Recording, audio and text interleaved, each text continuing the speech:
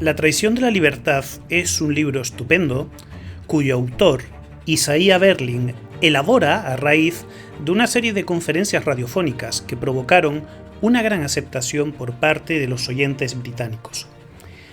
Los temas que se tratan en el libro son algo complicados en algunos puntos y por eso vamos a intentar aclararlos en esta serie de vídeos que tendrá uno por cada autor citado por Berlin, y así facilitar un poco la lectura y la comprensión para los amigos de nuestro club de lectura de Human Empire, del que, si no estabais al tanto, podéis formar parte siempre que forméis parte de nuestro grupo de Facebook y, hablando con uno de los administradores, le pedís que os incluya.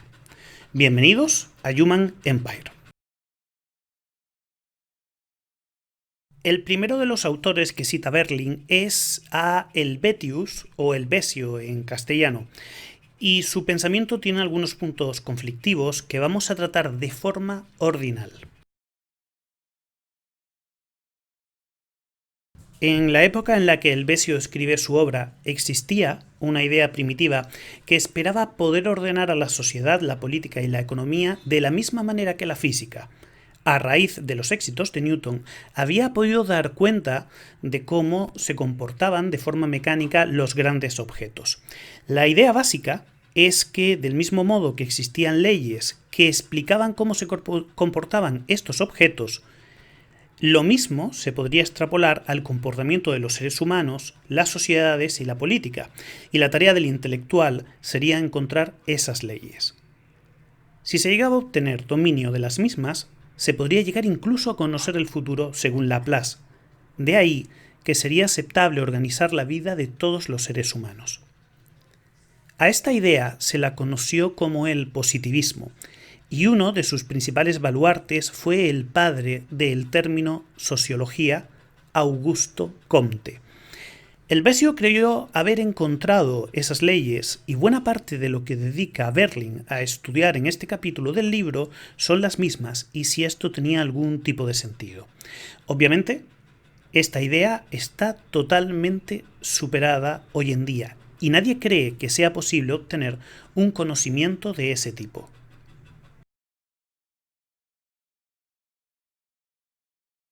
El principio que según Helvesio le da fuerza determinística al futuro, es decir, aquel que permite predecir el comportamiento humano, es aquel que reza que los seres humanos deseamos sentir el placer y evitar el dolor. Por lo tanto, y bajo la idea de este autor, sería fácil predecir la acción de las personas en el futuro. Pongamos un ejemplo del mismo. Suponga que tiene dos opciones para usar su próxima hora de tiempo libre, y esta está entre disfrutar de una opípara comida con unos buenos caldos, es decir, unos buenos vinos y una buena compañía, o ponerse a picar piedras en una mina. ¿Cuál va a preferir de los dos? La idea del Helvesio deja claro que la comida sería la elegida por estar vinculada al placer y rechazaríamos sufrir el dolor de ir a picar piedras. A esa filosofía, que sostiene que los seres humanos tenemos dos maestros soberanos, el placer y el dolor, se la conoce como el utilitarismo, y es la base del pensamiento económico estándar, incluso hasta la actualidad y con muy pocos cambios. Es importante resaltar que el placer y el dolor son vistos como fines para los utilitaristas, no son medios para lograr otros fines como por ejemplo la felicidad. De hecho, la infelicidad sería el resultado de privarnos de esos placeres. Por lo tanto, la felicidad es un resultado que va unido de forma indisociable a el placer, pero en última instancia la meta es lograr el placer. Helvesio creía que el motivo por el que somos infelices es porque los hombres no hemos aprendido a obtener el placer y a evitar el dolor. Hemos sido manipulados por élites para no obtener nunca ese conocimiento, así que podemos considerar a Helvesio un representante de las teorías de la conspiración. Y las élites, según Helvesio, hacen esto para poder mantenernos bajo su dominio. La forma de superar esta conspiración es por medio de la guía de una élite, dominada por una ética. Pero ojo, porque ética tiene un sentido especial en el pensamiento del Besio. Para el Besio, la ética se compone de tres elementos que están indisolublemente unidos, de tal modo que el que obtiene dominio de una de ellas ha obtenido también el control sobre las otras dos. Y serían la verdad, la felicidad y la virtud. La felicidad, por lo tanto, va vinculada a la verdad y a la virtud, y por ende, las élites éticas que pueden sacar al hombre fuera de esa conspiración podrían guiar a los mismos en su propio beneficio, pues para el Besio no son más que un simple rebaño estúpido que se dirige hacia una vida de infelicidad, salvo que esta élite la guía hacia una vida de placer que en realidad oculta la idea de un hombre excelso en grandes virtudes y en el que la gestión del placer está limitado por las mismas. El Besio rompe con la tradición de la época de debatir sobre si el hombre es bueno o malo para describirlo como absolutamente moldeable y adaptable. De ahí que crea que es posible crear nuevas instituciones que puedan guiarlo hacia la felicidad. El hombre por sí solo no va a poder llegar a la felicidad. Necesita, al igual que los burros, de una zanahoria que los guíe, al igual que alguien que consiga darle dirección a esa zanahoria para llevar hacia la buena meta al burro. Esos serían las élites antes mencionadas. Y precisamente porque el que guía no puede aceptar que se cuestione su mando, pues recordemos que según el principio antes descrito, el que es verdadero, es feliz y es virtuoso no tiene fallas y es perfecto, es un hombre ético, debe tener herramientas para someter la voluntad errada de los hombres. Y para eso se usará la ley y un sistema de castigos y premios. El equivalente, por ejemplo, de lo que solemos hacer con los perros a la hora de educarlos, con los que usamos un condicionamiento tanto positivo como negativo.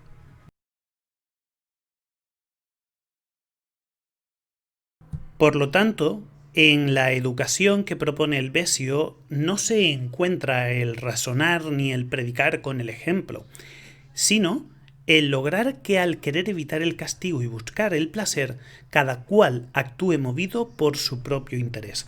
Por eso, al ir buscando ese placer, iremos siguiendo las enseñanzas de los grandes hombres y con ello llegaríamos a la felicidad. Cuando lleve mucho tiempo actuando bajo el condicionamiento de estos grandes hombres, se logrará el hábito y con una sociedad habituada a actuar de ese modo, se necesitarían pocas reglas para la futura vida en sociedad.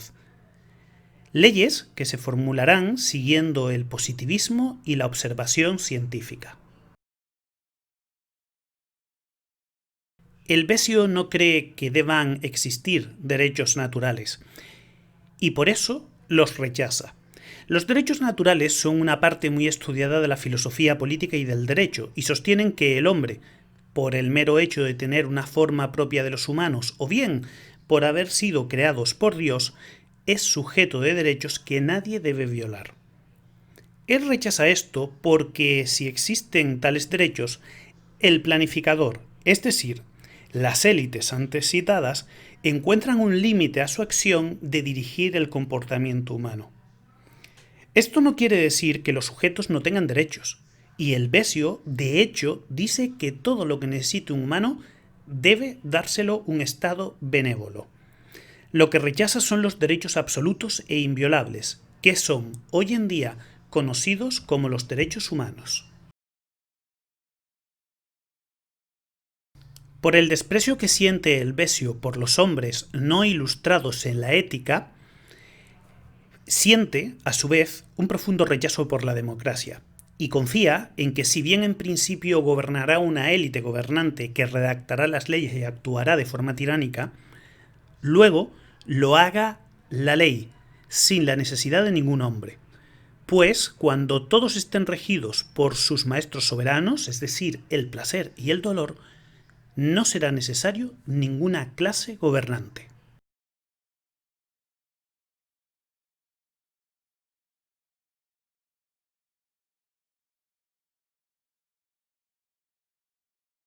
Isaiah Berlin hace varias críticas a Helvesio. En primer lugar, en la búsqueda de la felicidad, él aplasta la libertad, y al aplastar la libertad borra la posibilidad de que las personas tengan distintos fines. Si la felicidad es un fin, no menos lo es para muchos el tener libertad, el lograr la igualdad o cualquier otro que se nos ocurra, y él lo reduce todo a el fin que previamente ha decidido. Por lo tanto, Helvesio es representante del monismo valorativo. En segundo lugar, Berlin menciona que para Helvesio hay una continuidad total entre la naturaleza y el hombre, que hacen que las leyes que rigen en uno respecto a la armonía rijan también en el segundo. La idea de que la naturaleza armoniosa enseñará a los filósofos los verdaderos fines ha resultado en la práctica un absoluto desastre, pues se supone que la naturaleza habló a Spinoza, a Leibniz, a Diderot y un largo etcétera, y en todos los casos, sin embargo, dice algo distinto.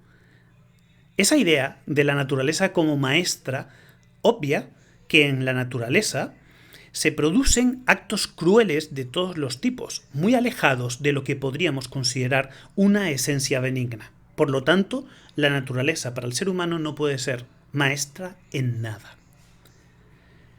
Y en tercer lugar, Berlin cita la idea de que guiarnos una élite de científicos hacia la sociedad futura en la que gobernarán las leyes pasa por alto el hecho fundamental de que el interés, ese elemento central que citaba Helvesio, es distinto para quien gobierna que para aquel que es gobernado. De ese modo, mientras esa élite no formaba parte de los gobernantes y no está intoxicada por el poder, podría llegar a ser sana y ecuánime. Pero es demasiado ingenuo suponer que estar en el poder no cambia esa misma percepción y que lo que puedan hacer finalmente esos gobernantes sea alejarse del deseo del bien para el resto de la humanidad. Por lo tanto, esta idea, para Isaiah Berlin, es absolutamente ingenua y la rechaza totalmente del pensamiento de Helvesio.